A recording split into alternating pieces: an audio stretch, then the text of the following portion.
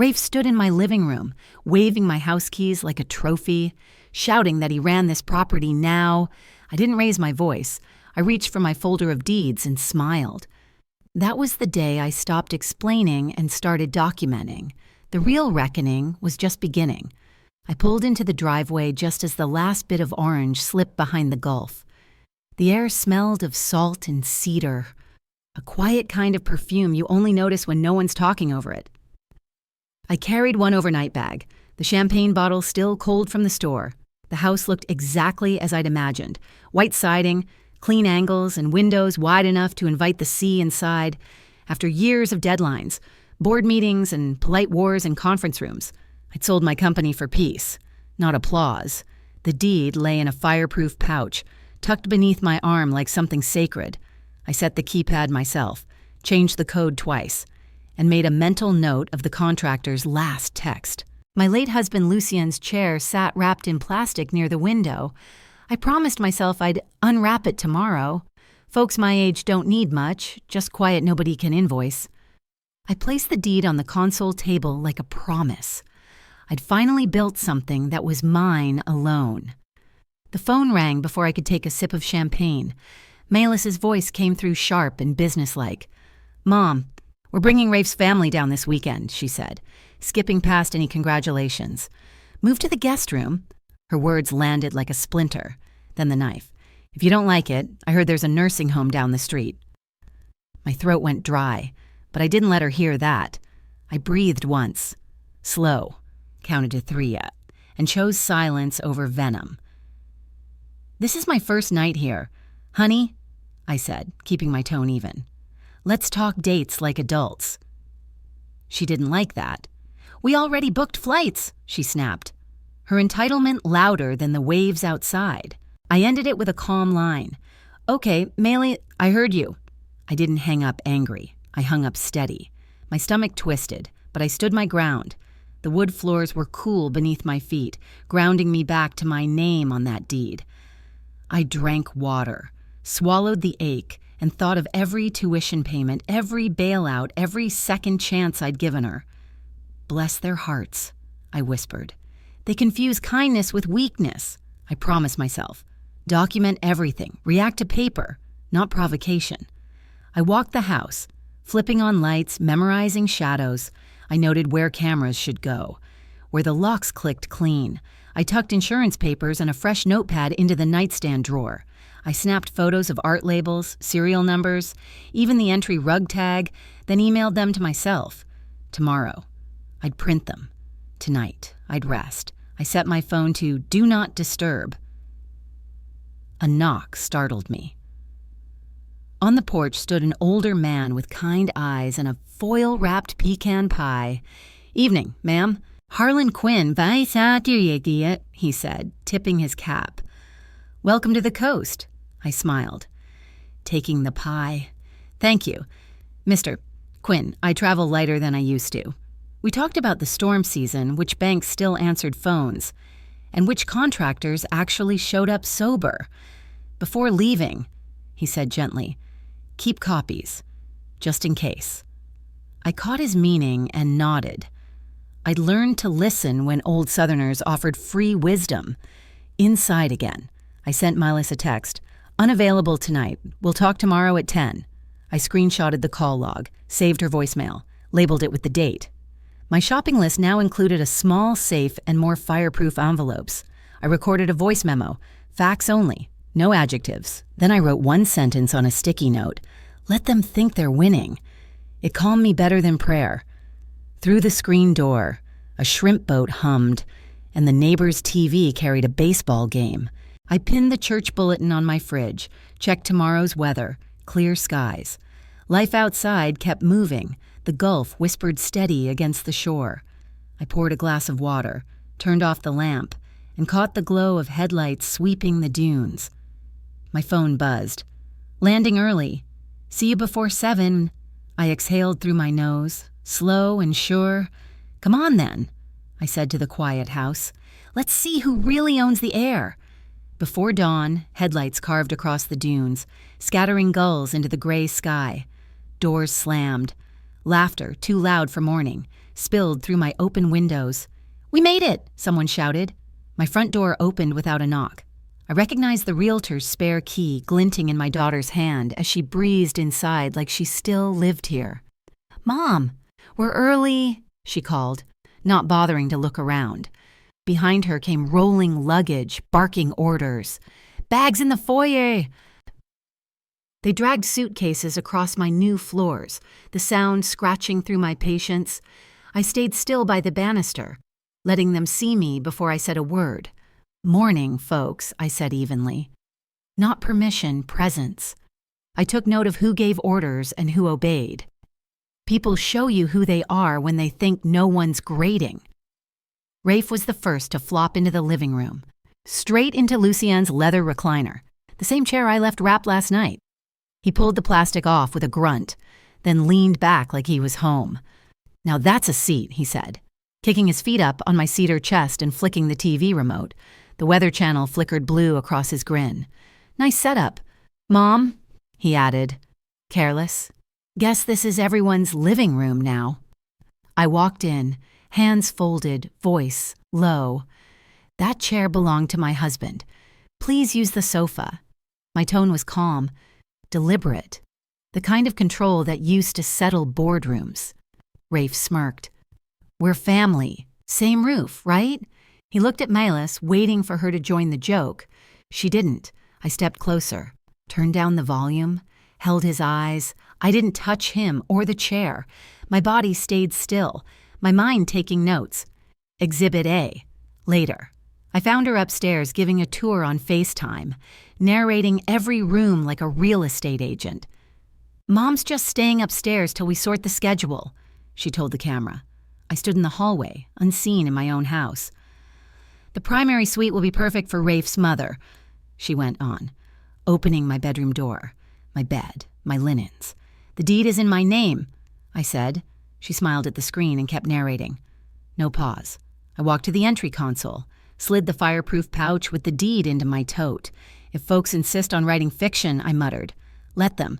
But I keep the receipts." By mid-morning, the kitchen was a circus. Two of Rafe's relatives unpacked grocery bags, tossing my food into a cardboard box. One taped a list to the fridge. Gluten-free, dairy-free, organic only. I watched, silent, as my coffee maker disappeared from the counter. "We'll just make this space work," one of them chirped. "Noted," I said, moving my sugar jar upstairs. I set up my French press on a small tray by the guest room sink. I texted myself a list. Names, tones, times, no adjectives, no emotion, paper over people. To reclaim my air, I opened every window to the Gulf breeze, reset the thermostat, and placed a small owner's office sign on the den door. When a cousin started rearranging my art, I smiled. "Let's keep the walls as they are," I said. I called the property manager, confirmed the guest policy, then sent a group text. "Good morning, wet towels on deck hooks, sand stays outside. Short, towing clear, final. Out front." Harland walked his dog, lifting a hand. "House full already?" he asked. "Temporary visitors," I said. I reviewed HOA rules, snapped photos of the cars blocking the lane, emailed my insurance agent. Before lunch, I changed the keypad code, deleting the old one. I titled a new document, House Log Day 2. Facts, not fury. When someone said, "You can move upstairs later," I replied, "I sleep where I choose." Calm as marble. They didn't press. Rafe laughed from Lucienne's chair, remote in hand, while I jotted one clean sentence into my notebook. Who touched what? My phone buzzed. A bank alert about profile access? I smiled, looking at them from the doorway. Hostess once more in my own house. I called the bank before lunch, using the fraud line printed on the back of my card. The woman who answered sounded barely awake. "Let's start with the timestamp," I said, voice steady. She hesitated, then read it off. 10:14 a.m. Device listed as iPad. Location ping in Biloxi. My stomach clenched, but my tone didn't waver. "And the name tied to the request?" I asked. She lowered her voice. "It references a cosign authority on file." I leaned back in Lucienne's chair and said evenly, "There isn't one." Read me the source of that authorization. Silence stretched too long. Finally, she said, "Ma'am, it would be best if you came in to view the document yourself." I wrote the case number in my notebook and booked an immediate appointment. Paper before people. Always. The branch smelled of coffee and air conditioning when I arrived. I greeted the manager by name. He remembered me from the closing. "Let's take a look," he said, leading me to his desk. He pulled up a scanned authorization granting someone limited household access. My name floated above a signature that looked familiar, but not mine. The loops imitated me, but the pressure was wrong, the spacing too deliberate. I asked for printouts, front, back, and metadata footer. I laid my license and 3 prior signatures beside it. "That isn't my hand," I said softly. He compared, nodded, and marked the file, "disputed signature." Within minutes, he froze the access request and opened a fraud case. I requested copies and watched the printer hum out my evidence. Then came the second blow. "There's another file," he said. A home equity line probe, my name again, typed above a shaky scrawl. The form wasn't finalized, but it was enough to test my account's equity. I pointed to the routing number field. "Who uploaded this?" Metadata showed a downtown broker's portal. I didn't raise my voice. "Flag any instrument tied to my SSN. No one, including family, has co-sign rights." He nodded, typing fast. I photographed every page, labeled them by date. 2024-0319_S4_forgery, and emailed them to Jonas Merrick, my lawyer. My heartbeat slowed as I left the building. Evidence was oxygen now. When I returned home, laughter floated from the deck. Milas was filming an Instagram story. "So grateful Mom gifted us this family home." Her words came sugar-coated, but her caption burned. #blessed #, family first #, beach life. My jaw tightened. I stepped out of frame, opened my private account, and screen recorded every second with timestamp. No confrontation, no lecture, just proof. They curated, I corroborated. After dinner, I asked her to sit across from me at the breakfast table. No phone, no audience, just 2 mugs and quiet air. 3 facts, I began. "This house is mine. The bank flagged a forgery. Any further attempts go straight to the police." She blinked fast, searching for a script. "Rafe just asked about logistics," she said. "Asking is not signing." I replied. I read the new house rules aloud. Assigned rooms, no lockboxes, no guests, and a departure deadline if disrespected. She tried to smirk. "You sound like management at a retirement home." I met her eyes. "Then consider this your early checkout notice." Later, I stood on the porch with Harland. "Did you see any deliveries last week?" I asked. He nodded. "Courier left a flat envelope the day after closing. I can vouch." I thanked him, already drafting my email to the bank manager. Chain of custody preserved, logs saved. I CC'd Jonas and filed the originals in my den's locked drawer. That night, I wrote a certified letter to Malis requesting the realtor keys by noon tomorrow. I scheduled camera installation for morning. A safe delivery for the garage. My tea steamed beside my notepad. "Let them think they're winning," I whispered, until the screen speaks. My phone buzzed. A security alert. Someone tried to re-verify my identity using the old lockbox code. A shadow slipped past my office door. Lucien's chair creaked. I looked toward the sound. Pulse steady. The code they used was retired yesterday. The technician arrived at dawn. His van humming in the driveway. I walked him through every door and window, pointing out where the eyes of the house should be. "Front, garage, office, hall," I said, tapping my pen against the floor plan. He nodded and unpacked sleek cameras. Motion triggered with timestamp watermarks. I watched each feed come alive on my phone. Small squares of truth. Harlan got a courtesy text. "Flashes this morning, not a disco." The tech tested alerts. My phone buzzed instantly. I waved once at the lens, recorded 22 seconds of proof, and posted a quiet notice in the foyer. "Premises under video." I wasn't hiding, I was archiving. By 7, the den camera pinged, a motion alert. I opened the clip, my cousin bending over the desk, rifling the key tray, sliding the mailbox key into his pocket like a magician palming a coin. He looked both ways, then closed the drawer with his elbow. I downloaded the file, named it with date and time, and sent it to my lawyer, Jonas. The front camera showed Rafe testing the old lockbox pad last night.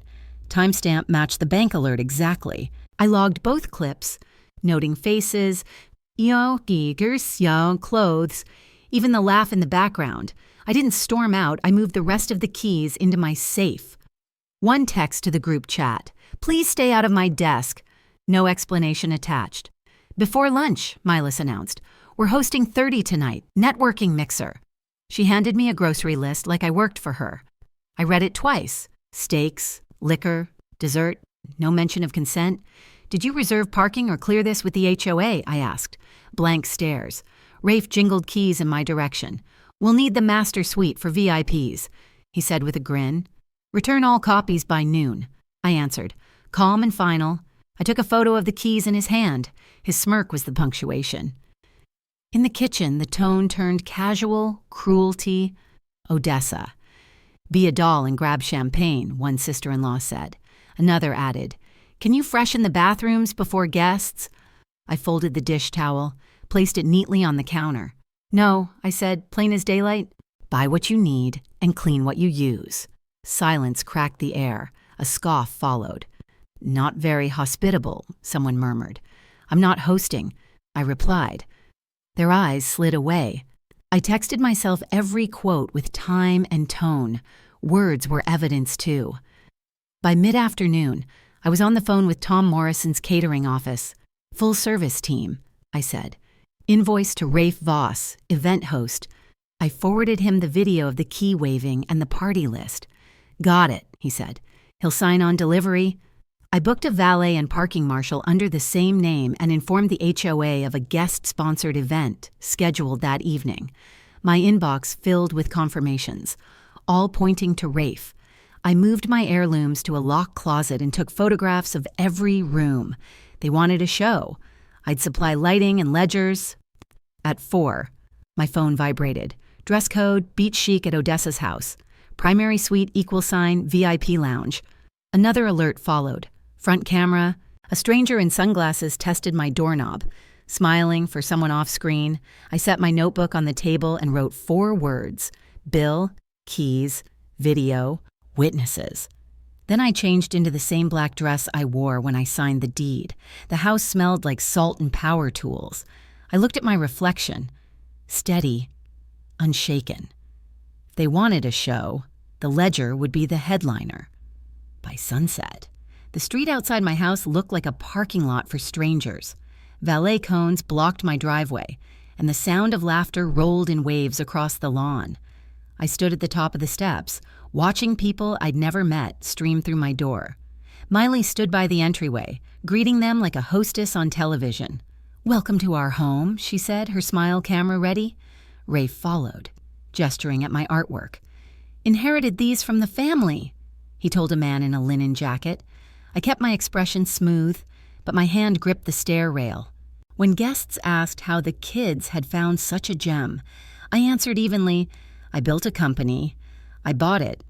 The sentence landed like a pebble in a loud pond, small but rippling. In the living room, a banner stretched across the mantel. Rafe and Milas home, plus business launch. The champagne popped as if this was their coronation. Milas raised a glass and said, We couldn't have done it without Mom. Applause. Polite, hollow applause. A realtor I recognized leaned over. So you're selling? She whispered. I smiled. Not tonight, not ever. The catering staff turned to me for direction. Ask the event hosts, I said, gesturing toward the couple. Harlan stood near the gate. His brow furrowed. I met his eyes. Stay still. Keep watching. In my den. I checked the camera feeds, motion alerts blinking steady, every guest logged, every face recorded. A toast echoed through the house. To young success and fresh starts, someone called. Rafe's booming laugh shook Lucien's chair. My jaw clenched, but I stayed seated. Then Claudette, my old housekeeper, appeared at the door holding fresh linens. Evening, Mrs. Creel, she said softly. Milas waved her off. We have staff now. Claudette looked at me, apology in her eyes. I took her hand. Thank you. Dear, this will do just fine. I slipped her an envelope and whispered, for your trouble and your silence until tomorrow. The cameras caught it all. No shouting, no scene. Just record-keeping dignity. Let them write their confession with behavior. At 9:45, 2 police officers knocked. Music dulled to a murmur. We received a welfare report, an elderly woman possibly being held against her will. Rafe put on his stage voice. Oh, officers. Maybe Mom's had a spell. I met their gaze squarely.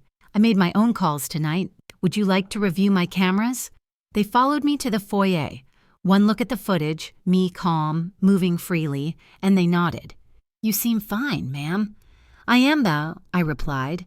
But I can't say the same for whoever filed the false report. They took my statement, warning the crowd about misuse of emergency services. As they left, silence rippled through the guests. I acted quickly. Within 10 minutes, the footage and police reference number were in Jonas Merrick's inbox. I forwarded vendor invoices to Rafe's office email. Subject line, host expense settlement. HOA received copies marked occupancy violation. When Miley's hissed, You embarrassed us, I answered. No, you filmed yourselves. Whispering spread through the crowd. One by one, the guests drifted out, heels clicking against marble. The house sighed back into stillness, Lucian's chair creaking once, a sound that felt like agreement. After midnight, I walked through the mess. Empty glasses, perfume, glittering lies. I folded the banner carefully and sealed it in a sleeve labeled evidence_03_party on the security feed. Faces flickered, laughter fading into shame. I uploaded everything to a private drive shared with Jonas and Harland. My final note in the log read, They brought police to my home. They left me witnesses. At midnight, my phone buzzed with a message from Milas. We'll talk tomorrow about selling the house. I smiled. Typed back, We will. In writing. Tomorrow. They'll learn who's on the deed. I woke before sunrise, the house still smelling faintly of champagne and betrayal. The coffee maker hummed as I lined the dining table with folders. Deed LLC, vendors, cameras, HOA, APS, police, each tab a weapon. I printed the warranty deed, my name clear as day, and the LLC agreement showing me as the sole manager.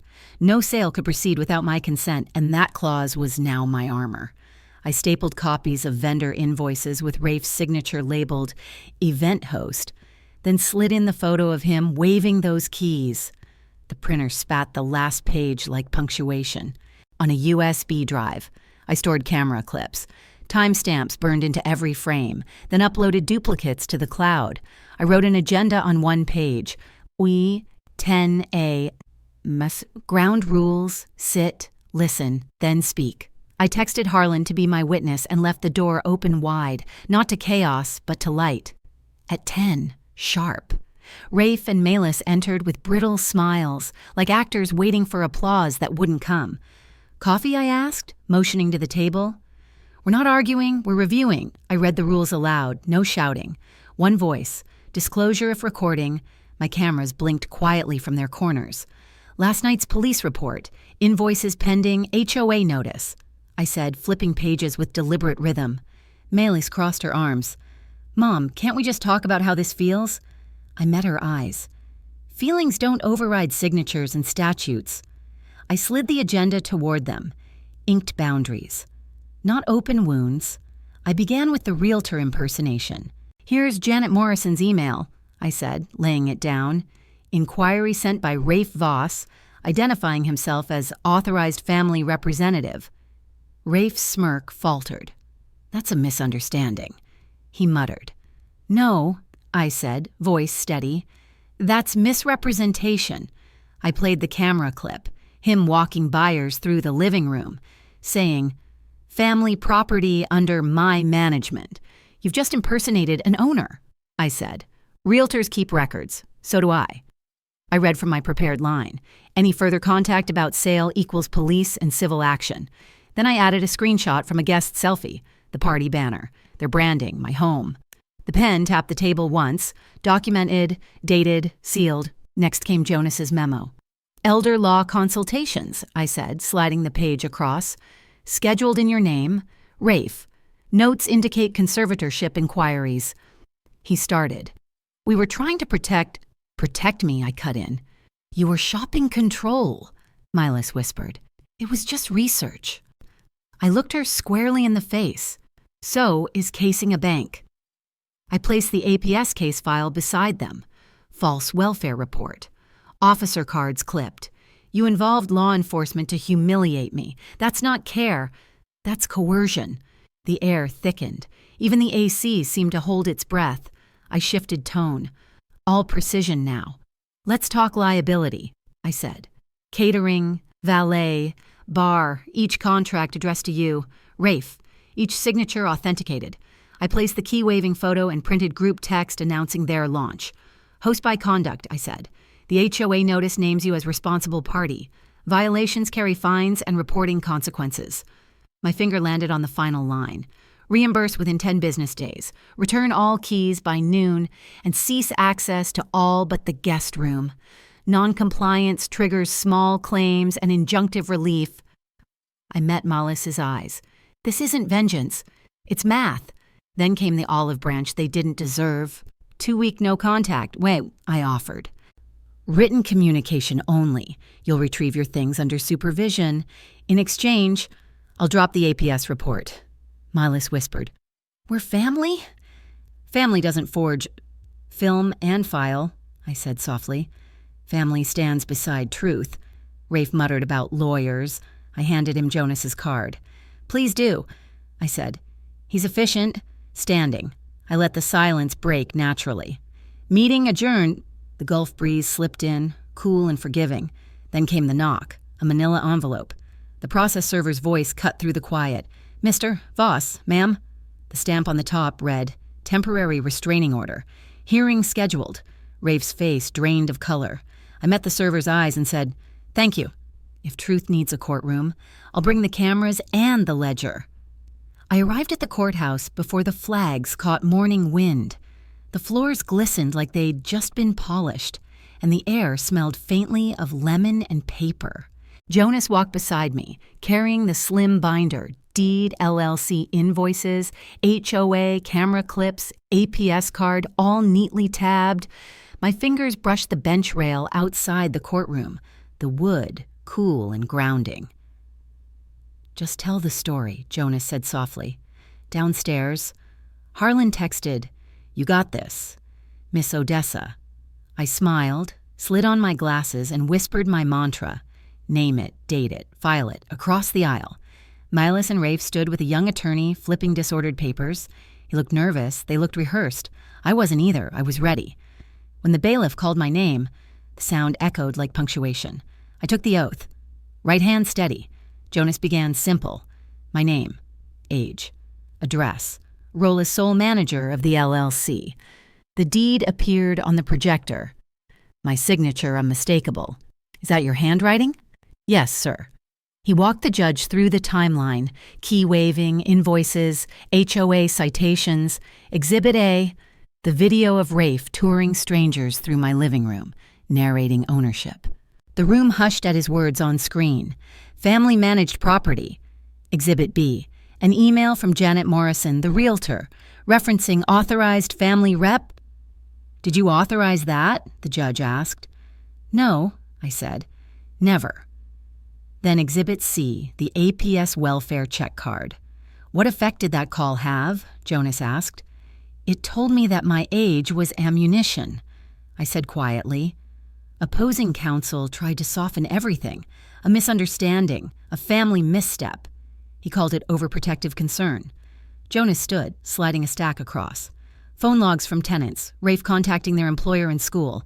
The judge's brow lifted. Harlan testified next, his voice even. I saw the party. Mr. Voss introduced himself as host. He pointed at the photo. Rafe with a drink, my art behind him. Then came the text.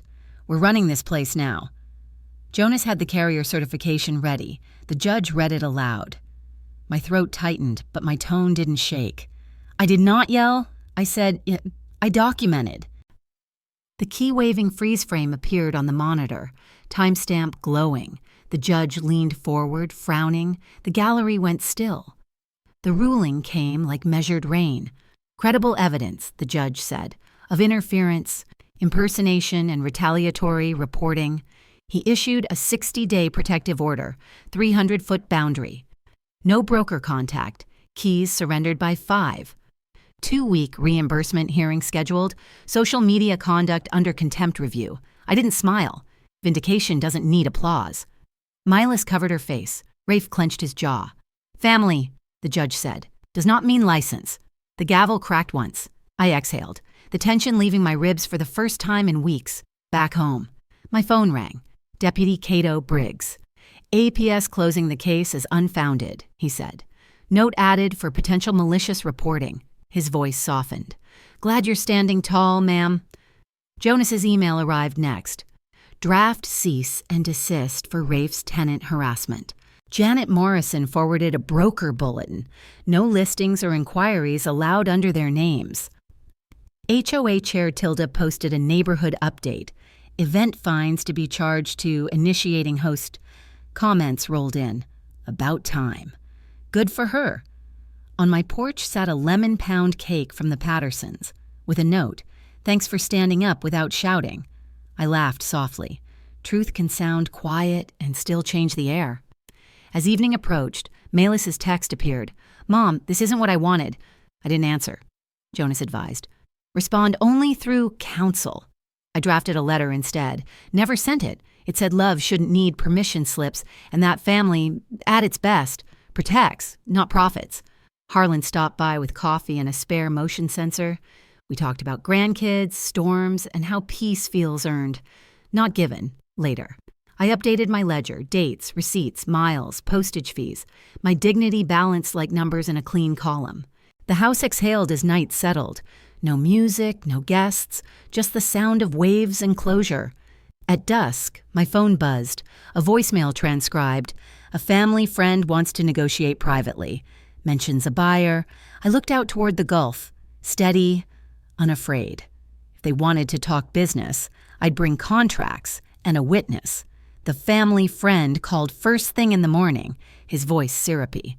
Practiced. Miss Creel, let's make peace. Maybe allow Rafe a brief broker walkthrough. Smooth things out. I put him on speaker so Jonas could hear every word. If peace is what you want, I said, we'll do it on paper, under cameras, and in daylight. He hesitated. That seems formal. Good, I replied. Formality saves everyone trouble. I made my coffee, lined up the ledger and the itemization sheet beside me, each column representing a lesson. Janet Morrison had already forwarded the brokerage blacklist memo. Any inquiry using my property address now triggered compliance review. I printed 2 copies, slipped them into a folder with the KeyWave still photo and carrier text certification. I named the folder Conditions. Every harm. Priced and accounted for. They wanted business. I spoke business. The title office felt sterile, neutral, the kind of place where truth prefers to stand. Jonas set the agenda in front of me. Rafe arrived with his so-called friend, a slick man with a golf tan and empty smile. Milas lingered by the door, face pale, saying nothing. I didn't invite her closer. Jonas opened with rules, acknowledgement of the court order, no side recording, sole topic, their buyout proposal. I placed the blacklist notice and the policy violation emails on the table. You've already tripped 2 compliance flags, I said. The friend cleared his throat, sliding a paper forward, an offer to license my house for family gatherings. I pushed it back. Not for sale, not for lease, not for image. I outlined my terms. Written apology, reimbursement for damages, no contact agreement extended 2 years, and a $50,000 liquidated penalty for breach, indexed annually, I added. Rafe's jaw flexed. Milas flinched but stayed silent. He tried a smirk. You think you can hold this place forever? I met his eyes. I don't have to. I handed over the stamped deed transfer, the Odessa Creel Irrevocable Trust. I'm trustee, I said. There are no heirs on record. No one can pledge, list, or borrow against it. Jonas clarified the enforcement clause. Violators pay damages and attorney fees personally. I slid the KeyWave photo across. This, I said, tapping the image, is why the trust exists. The friend looked at it and swallowed. Janet's latest memo confirmed any broker engaging now risked losing their license. Silence settled over the glass room. Then Malis whispered, "Mom." For the first time in weeks, I didn't answer. This was no longer a family talk. It was a ledger reconciliation. Jonas presented the settlement and release. I watched the pages turn like tides. Apology letters to me and the tenants, reimbursement for HOA fines, locksmith fees, security equipment, and legal costs. Permanent no-contact perimeter extended 24 months, no social media insinuations, no confused elder stories, $50,000 per breach. Fair, Jonas said. I initialed every page. Rafe argued the damages. I opened my folder, placed the APS case closure note beside the text logs. Proof of retaliation. His voice cracked. The title officer printed a cashier's check confirmation to escrow. I watched the zeros march in a neat row. Miley signed her letter, tears blotting the ink. I folded it carefully, added it to my binder, then signed the final line. No handshake, no hug, just completion. That evening, I brought cornbread to the church hall. The scent of gumbo and laughter filled the room. Harlan waved from across the table. The Pattersons handed me a thank you card and a pound cake. You made this place better for all of us. They said. I smiled. I just wrote things down. Deputy Briggs stopped by off-duty. Said APS closed the file with my statement attached. You handled it right, Miss Odessa. He told me. I unveiled a neighborhood quiet hours guide I drafted. Folks cheered, outside. The air carried salt and forgiveness. Miley's waited on the steps. Is there a way back? She asked. There's a way forward, I said, but it has boundaries. Later that night, I logged the last line in my ledger, drew 2 clean strokes beneath the totals, and wrote, paid. I slid the binder onto the shelf marked home, turned off the lamp, and let the Gulf wind rustle the curtains. Power isn't noise. Power is paperwork that holds when the wind rises. The next morning, a plain envelope sat on my porch. No return address. Just my name in sharp black ink. Inside was a single photograph, my house at night.